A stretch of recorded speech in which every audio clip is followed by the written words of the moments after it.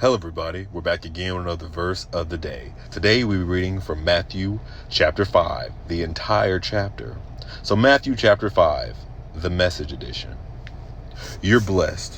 When Jesus saw his ministry drawing huge crowds, he climbed a hillside. Those who were apprenticed to him, the committed, climbed with him. Arriving at a quiet place, he sat down and taught his climbing companions. This is what he said. You're blessed when you're at the end of your rope.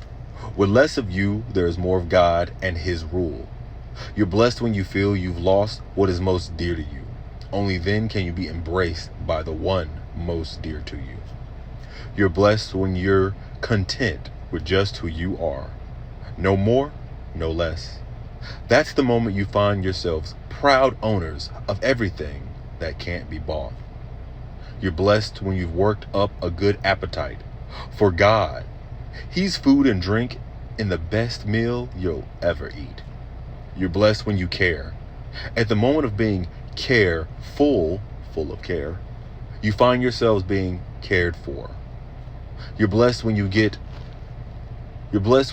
inside your world, your mind and your heart put right. Then you can see God in the outside world.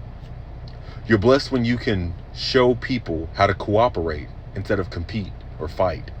That's when you discover who you really are and your place in God's family. You're blessed when your commitment to God provokes persecution. The persecution drives you even deeper into God's kingdom.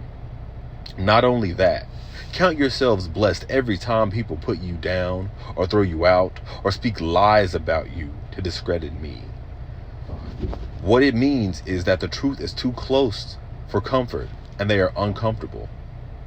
You can be glad when that happens. Give a cheer even. For though they don't like it, I do. And all of heaven applauds. And know that you are in good company. My prophets and witnesses have always gotten into this kind of trouble. Salt and light. Let me tell you why you're here. You're here to be the salt seasoning that brings out the God flavors of this earth. If you lose your saltiness, how will people taste godliness?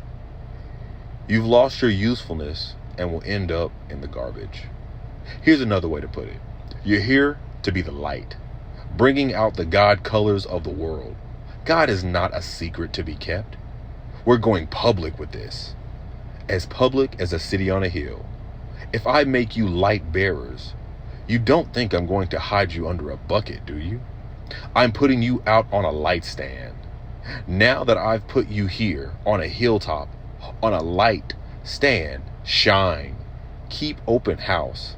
Be generous with your lives by opening up to others.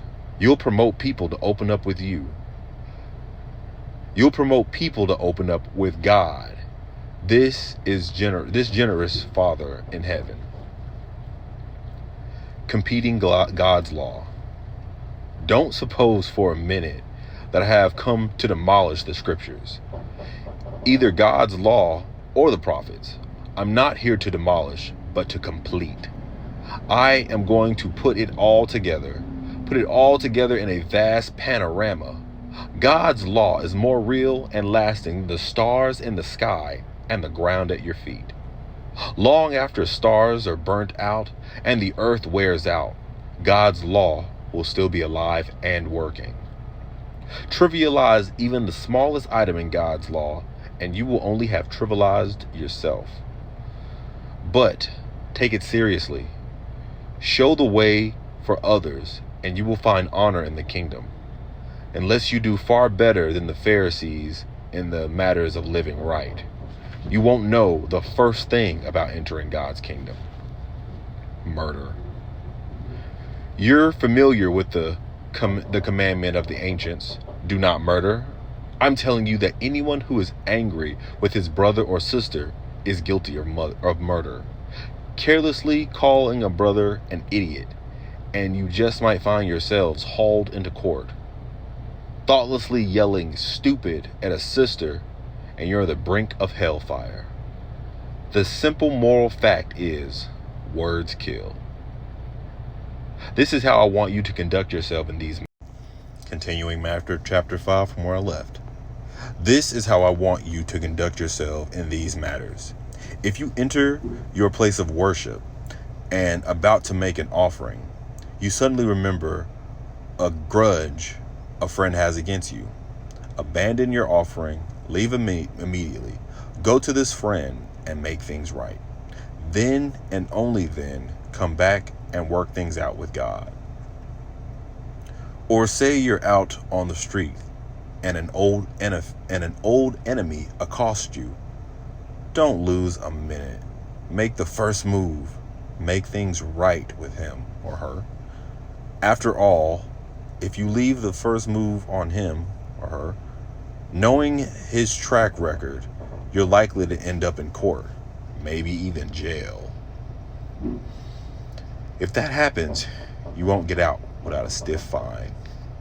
Adultery and divorce. You know the next commandment pretty well.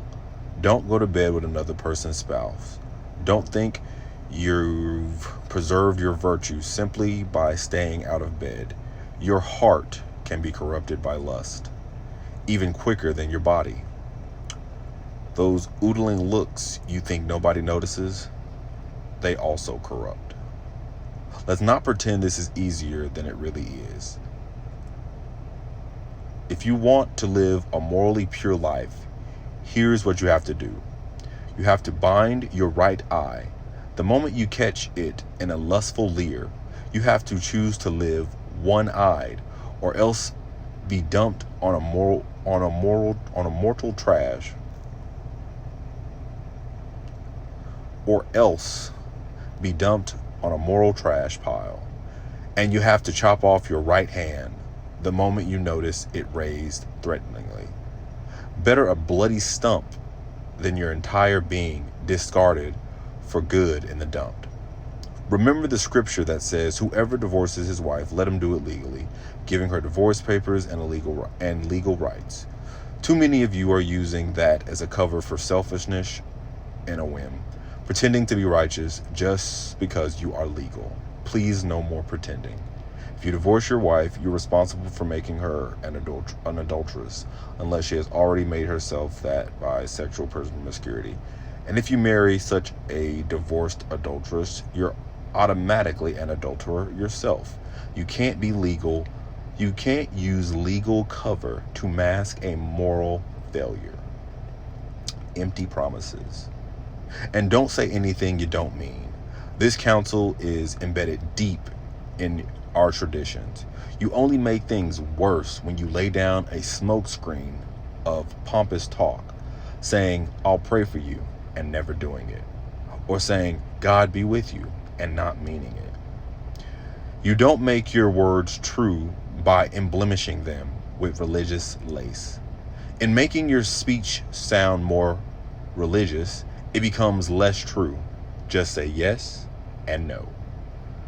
When you manipulate words to get your way, you go wrong. Love your enemies. Here's another old saying that deserves a second look.